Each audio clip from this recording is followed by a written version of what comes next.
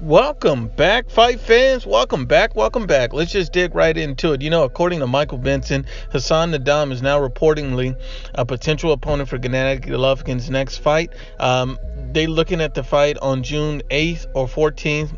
At Madison Square Garden in New York, and this is according to the LA Times. Now, ever since this has been reported, you had Biased Boxing Ego, the guy that's always pushing a narrative, come out and start hating and trying to make this into a new narrative about Triple G ducking Demetrius Andrade. So I just got to come out, clear this biased narrative up, and expose these fanboys and fakes for what they are. So let's just break down this whole thing. Now, it's funny that Biased Boxing Ego is highly critical of a proven champion who is Triple G. He's a proven middleweight world champion.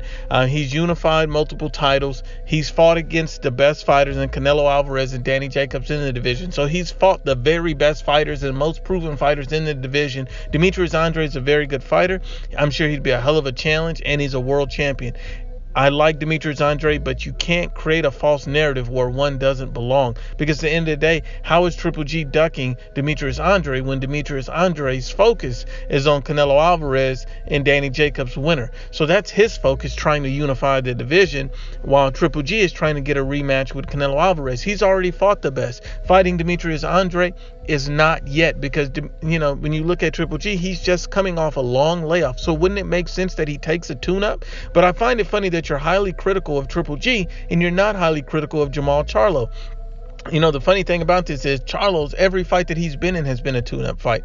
But the fact that Triple G has fought, two high-level opponents 3 times makes no sense that you would criticize a man who's a proven world champion and then applaud a man and have no criticism for a guy who's not. So that makes absolutely no sense to me. The funny thing about all this is, what does Triple G need to prove at this point? Because, Triple G is basically just looking for a tune-up fight.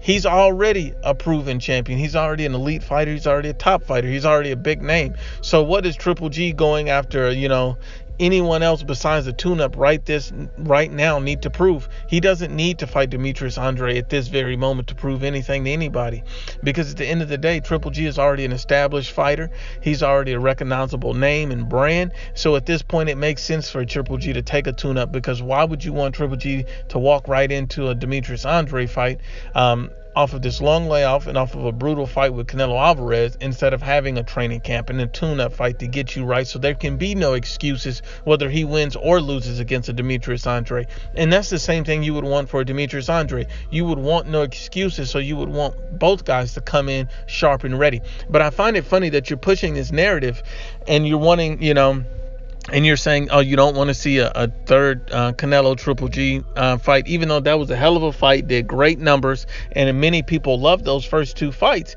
But you would push a fight such as Tyson Fury and Deontay Wilder in that rematch, but at the same time, you're not really looking at the obvious, and the obvious was that Tyson Fury won, and you're trying to avoid that whole thing by saying, it could have been a draw. That just proves that you're a biased commentator for the PBC. You're a PBC fanboy. Everything that you say is garbage when it comes relating to boxing, because you're misleading people and you're coming with all biased lies and no facts. But once again, unbiased as always, it's the IBFP. Please share, like, and you must absolutely subscribe.